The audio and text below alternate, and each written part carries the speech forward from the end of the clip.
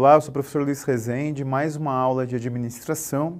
Eu vou trabalhar agora uma teoria que ela é cada vez mais crescente, cada vez mais conflitante com as teorias clássicas, e é uma teoria surpreendentemente desenvolvida por um biólogo, Ludwig Bertholin, que na verdade, como eu não sei escrever o nome dele, eu escrevo Ludwig. E você tem no material aí o nome dele completo. Na verdade, nas bancas organizadoras ele aparece como Ludwig B, Ludwig Bertholin, e ele sim é um biólogo. A teoria geral dos sistemas, ela aparece em vários editais como abordagem sistêmica. E esse teórico ele é ousado. Qual é a premissa dele? Tudo tem relação. Todas as áreas do conhecimento humano têm inter-relação. Nada é absoluto, tudo é relativo. Nada é autossuficiente, tudo é colaborativo. Então, o serviço público sofre muita influência do Ludwig Bertholin, da teoria geral dos sistemas, e por decorrência isso tem caído muito em prova. Quer ver um exemplo clássico da influência da teoria geral dos sistemas? Como acontece na educação brasileira? Você faz faculdade e você tem um currículo mínimo definido pelo MEC. Então você assiste às aulas de acordo com o currículo que a faculdade te apresenta. Nos Estados Unidos, a universidade, né, o college, o ensino superior, ele é muito influenciado pela teoria geral dos sistemas. Você já viu aqueles filmes de sessão da tarde? Que o cara chega na faculdade, aí ele tem várias matérias que ele escolhe. Aí o professor dá aula, é uma arena, a porta fica lá no fundo, não é o professor que controla, porque aqui no Brasil a porta é sempre perto do professor, porque é o professor que tem o controle sobre a turma, né? Lá não, lá tem uma arena, a entrada da sala de aula é no fundo, aí o aluno entra, assiste a aula, faz outra matéria, porque ele integra os sistemas para se formar numa área do saber. Então, a lógica da teoria geral dos sistemas é a lógica da integração. O Ludwig Bertholin, se você considerar ele, digamos, de forma muito radical, não deveria existir área de exatas, humanas e biológicas. Deveria existir o saber humano. E aí, quando você estuda o saber humano, você vai se especializando em alguma área. Então, em tese, um estudante de direito poderia assistir aula com alunos de terapia ocupacional. Alunos de comunicação social poderiam assistir aula com engenheiros mecânicos. É que o Brasil ele é muito arraigado, e essa é uma característica negativa da educação brasileira, a carreira, ao cargo, a função.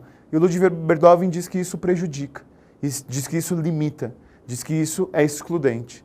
Então a lógica é mais ou menos essa, é uma teoria bem flexível, é uma teoria cheia de conceitos novos. Então essa aula é necessária porque cada vez mais isso cai em prova, cada vez mais isso cai em provas das mais variadas áreas, e você sabe, como a banda toca, sempre no final, eu vou realizar exercícios da matéria. Vamos lá, vem comigo. Vamos entender as bases da teoria geral dos sistemas. Em primeiro lugar, ele diz que a organização depende do ambiente. A organização vive num estado de homeostásia. Você que faz faculdade aí de educação física, de biologia, você sabe que homeostásia é a interdependência, né? É o depender de outra coisa para sobreviver. Então, nesse sentido, a organização ela vive em estado de troca com o ambiente externo, né? A empresa é aquilo que o ambiente determina que ela seja. Então, ele vive num estado de homeostásia com o ambiente externo. Vamos imaginar o Alphacom. O Alphacom ele cria cursos de acordo com a tua demanda. O Alphacom ele estabelece procedimentos de acordo com o que o cliente pede. Então nós vivemos num estado de homeostase. E, portanto, a empresa, a organização é um sistema aberto. O que significa a organização ser um sistema aberto? Ela sim, ela altera-se de acordo com o cliente. Ela altera-se de acordo com o concorrente. Ela altera-se de acordo com o fornecedor. Quanta empresa, meu chapa, por aí, você já viu se alterando, se modificando, porque ela olha para o concorrente? Isso não é errado, não. Nós aprendemos que isso é você fazer benchmarking, né?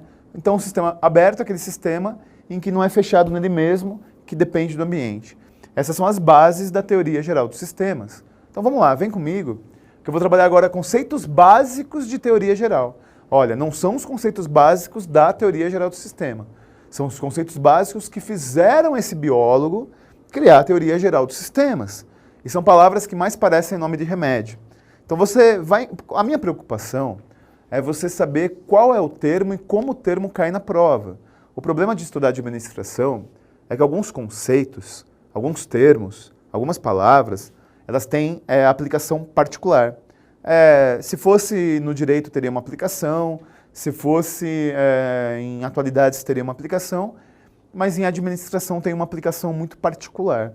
Então, olha só, o primeiro conceito básico que deu as bases para a teoria geral dos sistemas é o conceito da entropia, ou seja, tudo se deteriora com o tempo, tudo. Então, quando uma organização existe, quando um trabalho é desenvolvido, a deteriorização é condição pré-estabelecida. E é verdade, quando você tem uma empresa, você tem procedimentos, esse procedimento vai se deteriorando pelo desgaste do tempo, por novas tecnologias, por mudanças ambientais. Meu irmão, existia BIP no passado. BIP, você não sabe o que é? BIP é um aparelhinho, o BIP pré-histórico. O BIP pré-histórico é aquele que você tinha um aparelhinho. Não, pager já é moderno. O BIP é quando dava um sinalzinho, você ligava para a central telefônica e a pessoa dava um recado. Então, por exemplo, eu vou dar um recado para o cinegrafista. Aí eu ligo para a central, diga para o cinegrafista que eu não vou para a aula hoje. Aí a telefonista manda um bip para o bip dele, que é um aparelhinho que fica no bolso. Aí ele liga para a central e a telefonista dá o recado para ele. Olha como era legal terminar relacionamento antes. Você termina pelo bip e nem precisa falar para a gata. Por favor, avisa ela que não rola mais. Depois evoluíram para o pager. E o pager já vinha um recado no aparelhinho. Meu irmão, pensa comigo. Se eu tenho uma empresa que é baseada no relacionamento dos funcionários com bip, com pager, ela tem entropia, ela se deteriorou. As novas tecnologias demandam ter Skype, WhatsApp e por aí vai. Videoconferência. Então a entropia determina isso, que tudo se deteriora. Bom, e o que é a sintropia? Quando existe como situação pré-estabelecida a entropia, eu tenho que ter forças contrárias a essa entropia. Então a sintropia é a reação à entropia. O que é a sintropia? Pager já era? Compra computador, utiliza o WhatsApp. Você concorda comigo que uma empresa hoje em dia que não utiliza o WhatsApp como ferramenta, ela passou do tempo? Porque mesmo que a empresa não queira, os funcionários acabam conversando por essa ferramenta. Desgraçada. Por exemplo, no AlphaCon, nós conversamos muito pelo WhatsApp para organizar o trabalho, para organizar as gravações, para organizar os eventos, para organizar a reunião de professores, porque é uma ferramenta. Então a sintropia é quando eu tenho forças positivas contrárias à deteriorização pré-estabelecida. Depois eu tenho a homeostase, que eu acabei de falar, que é o equilíbrio. Internamente eu tenho que trocar e equilibrar-me com o ambiente externo. E finalmente, a heterostase. Opa, essa é boa, né? A heterostase é o equilíbrio na adversidade. Então parte de que premissa? Não é assim a tua vida? Por exemplo, na sua vida, quando você tem alguma adversidade muito grande, a vida faz você ter que buscar alguma coisa para se equilibrar. Quando você está muito duro, sem grana, você corre, você vai atrás para ter equilíbrio na adversidade. Então essas premissas, repito, não são premissas da teoria geral dos sistemas. São conceitos básicos que fizeram esse biólogo desenvolver a teoria que eu vou trabalhar com você. Agora sim nós vamos para os pressupostos da teoria geral dos sistemas. Vem comigo. Dentro dos pressupostos da teoria geral dos sistemas, como eu expliquei para você, qual que é a base do teórico?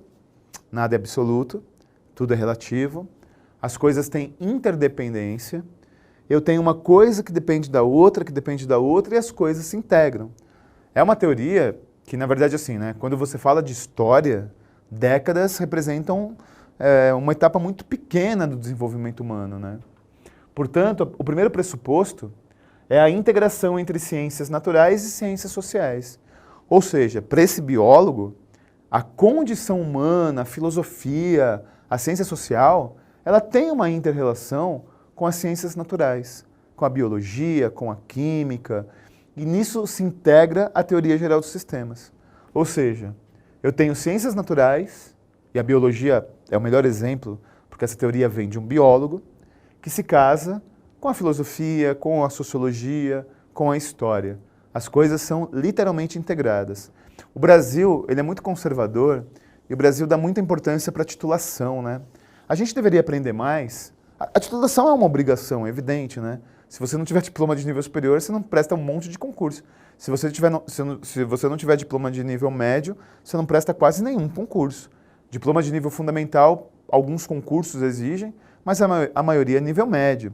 Então, assim, nós temos um apego à titulação que é meio conservador demais, né? E aí, quando a gente lembra que o Bill Gates, que o Steve Jobs, que o Einstein foram caras não acadêmicos, e particularmente os dois da indústria da tecnologia nem se formaram, a gente começa a questionar se capacidade, inteligência tem a ver com titulação, né? Bom, tudo bem, né? Quando eu dou aula na faculdade eu não posso dizer isso. Mas o fato é que, para ele, as ciências naturais, elas se integram às ciências sociais e não deveria existir área do saber e formação específica. Depois existe o próprio conceito da teoria dos sistemas, em que, como as ciências naturais e sociais, elas se casam, o que eu tenho é a teoria dos sistemas integrados. Repito, um biólogo deveria fazer aula na faculdade de História, um advogado deveria fazer aula na faculdade de Filosofia, mas isso no Brasil é a exceção da exceção da exceção.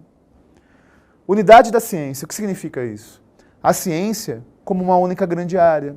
A ciência não como grandes áreas em humanas, exatas e biológicas. Tudo tem relação, e se você pensar, tem mesmo. E se você pensar, as coisas têm uma relação muito clara. Por exemplo, nas aulas de administração, tem vezes que eu flerto com o direito administrativo, tem vezes que eu flerto com o direito constitucional, tem vezes que eu mais pareço que estou dando aula de história, tem alguns momentos que parece que a aula é de atualidades, porque afinal de contas, a administração é uma ciência humana aplicada e integrada.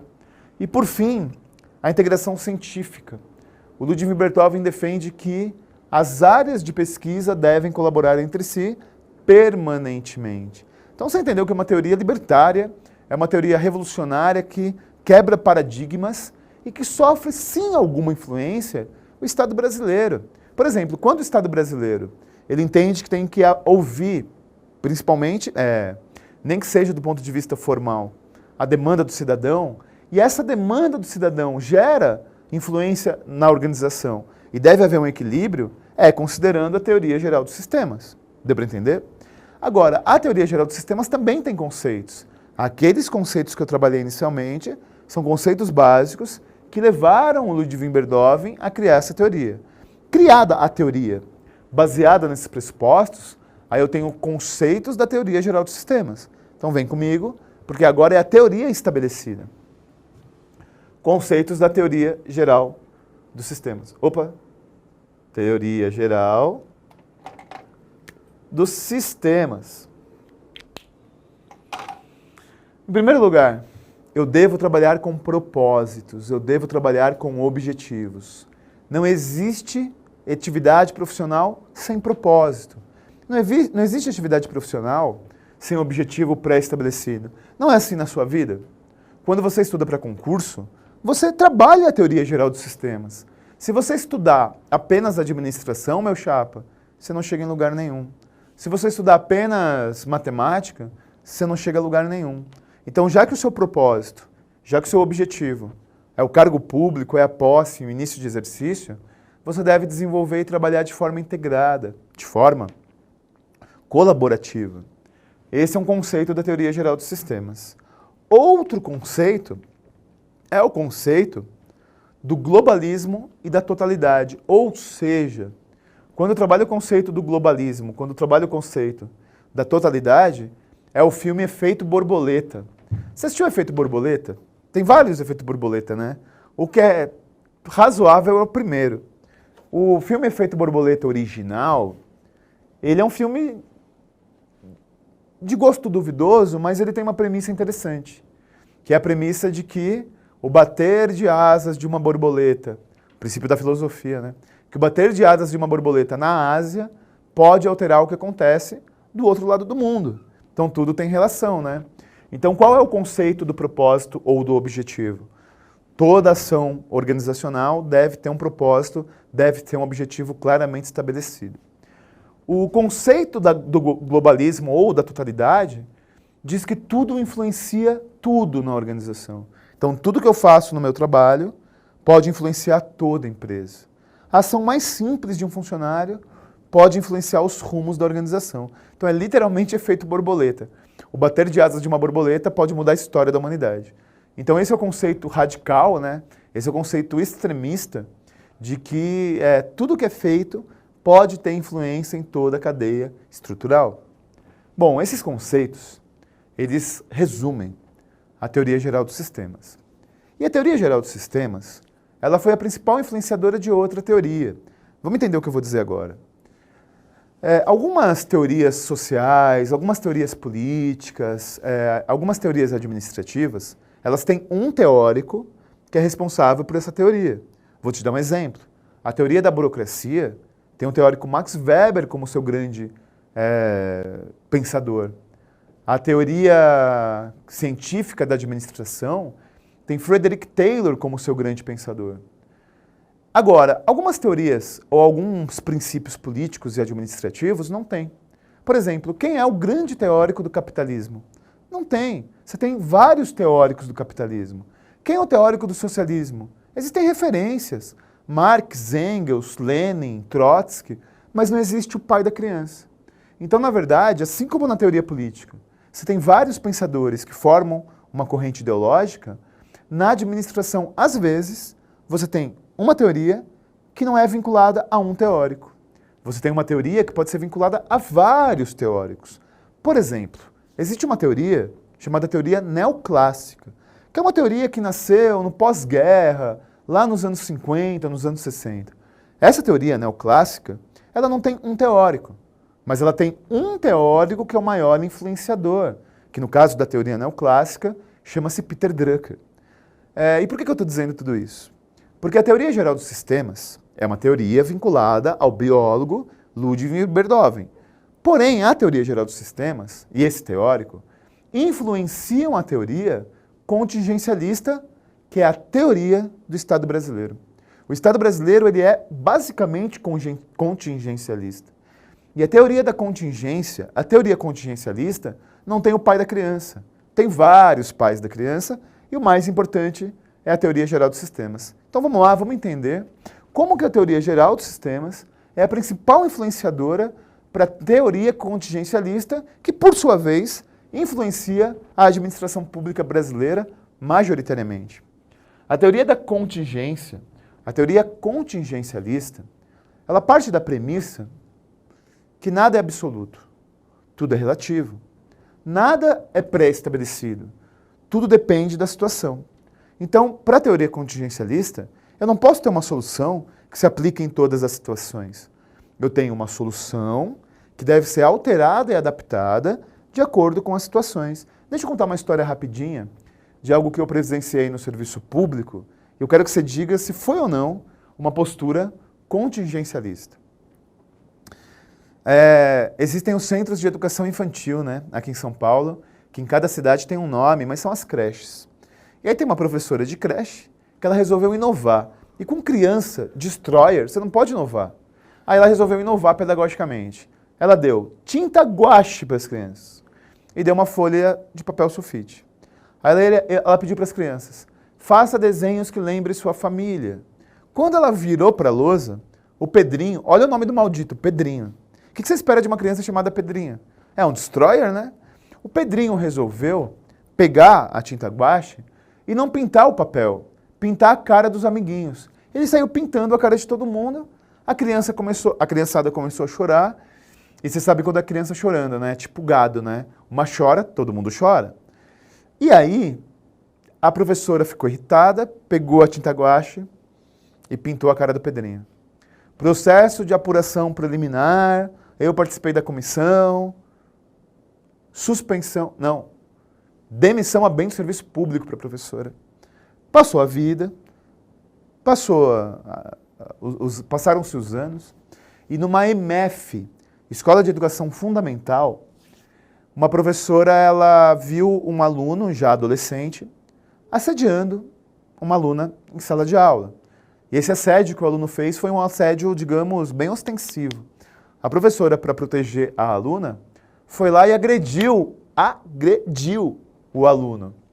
processo de apuração preliminar, eu participei da comissão de apuração preliminar, suspensão de 5 dias. Você concorda que contando essa história assim, de forma rasteira, não tem muita lógica? Oh, peraí, mas a professora que pintou a cara do moleque foi demitida bem do serviço público. A professora que agrediu um aluno, ela foi apenas suspensa? É, porque o contingencialismo diz que você tem que analisar situação por situação. Por exemplo, se nós não fôssemos contingencialistas, nós seríamos mecanicistas. Se pintar o rosto da criança demite bem do serviço público, bater no aluno, tipo, sei lá, né, expulsa da humanidade, né? Então não é assim, porque cada professora tinha uma história, cada contexto era um contexto, cada professora tinha uma relação com a escola e com os alunos, e analisando cada caso, partindo da premissa que nada é absoluto, tudo é relativo, você tem situações diferentes para casos diferentes.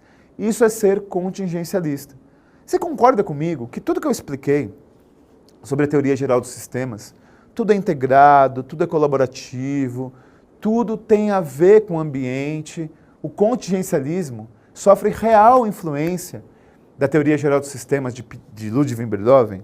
Então a premissa inicial é essa. Eu não tenho soluções automáticas e mecânicas para qualquer situação. É igual a relação com o ser humano, né?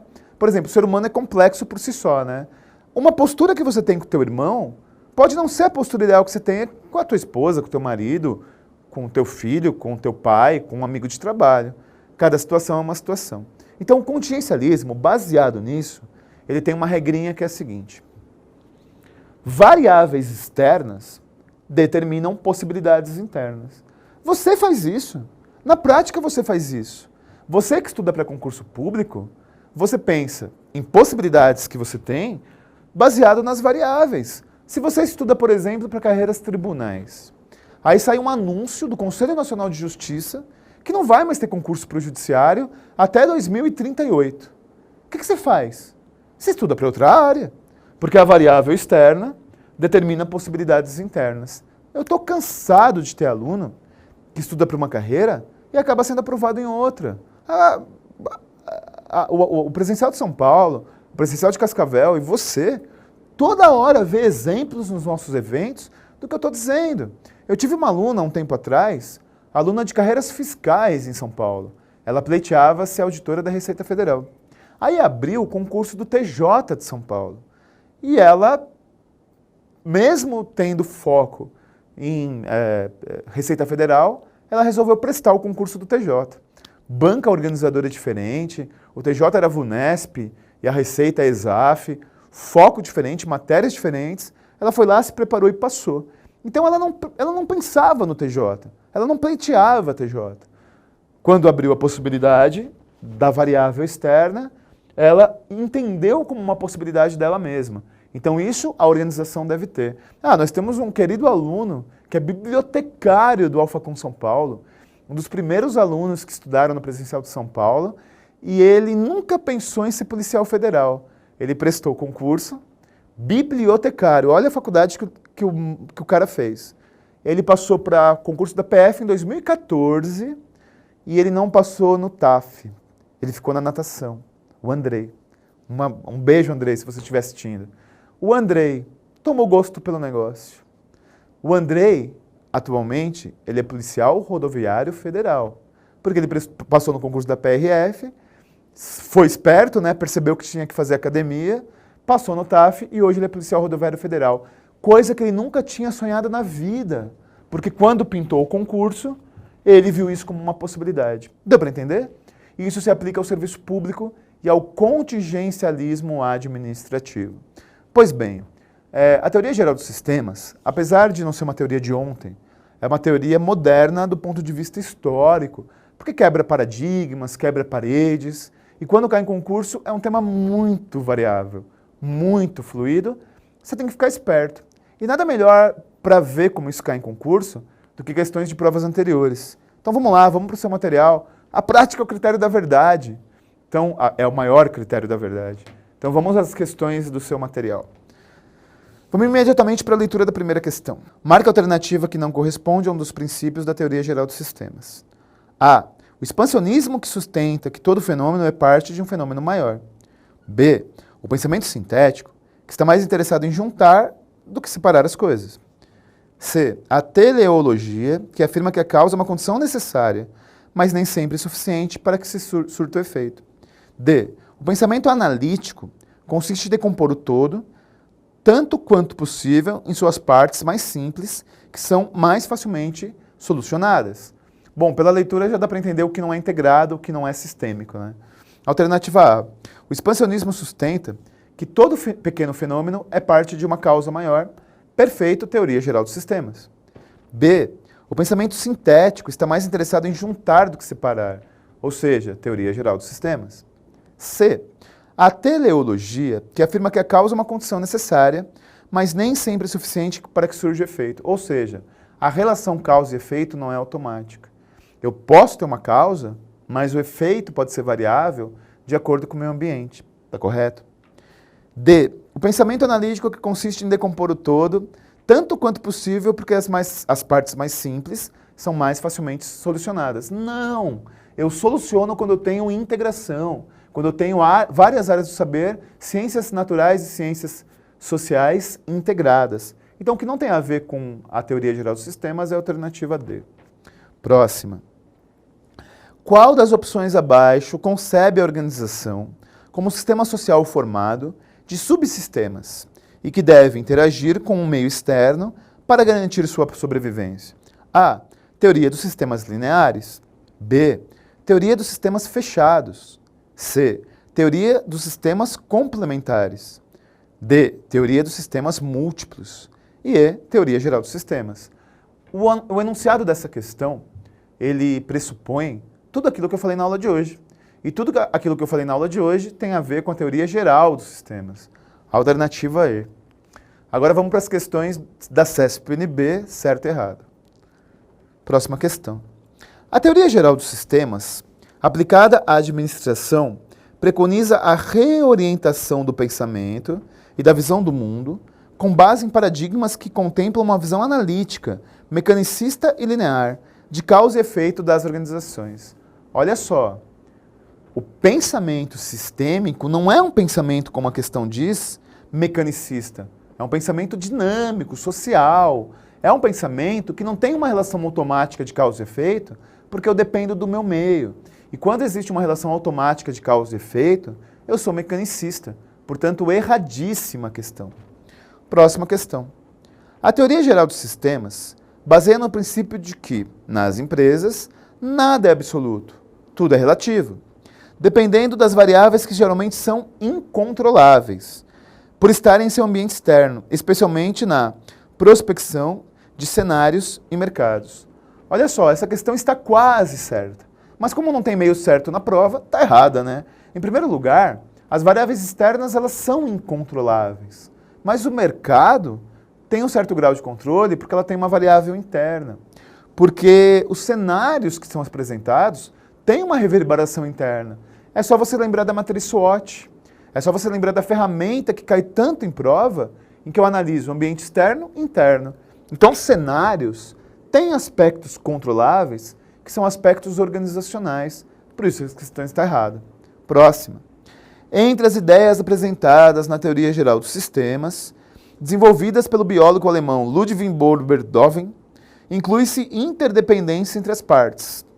Teoria segundo a qual tudo é formado de partes interdependentes e o tratamento complexo da realidade complexa. Concepção que se refere à necessidade de aplicar diferentes enfoques que se compreendam realidades cada vez mais complexas. Essa questão, ela apresenta de forma extremamente correta o conceito da teoria em que nada é absoluto, tudo é relativo. O conceito da teoria em que as coisas elas se completam e a solução não é algo simples e pontual, é algo complexo e integral. Perfeito. Olha só, a abordagem sistêmica aparece em muita prova. Tem muito edital por aí, de várias áreas de concurso público, que citam nos seus editais abordagem sistêmica, que é um termo que mais aparece do que teoria geral dos sistemas. Caso apareça na sua prova abordagem sistêmica, é exatamente a aula de hoje, é exatamente a combinação entre teoria geral dos sistemas e o contingencialismo que foi influenciado por ela, toda a teoria que eu expliquei para vocês de integração. Espero que você tenha aproveitado a aula, muito obrigado pela sua audiência. Força e honra, até a próxima.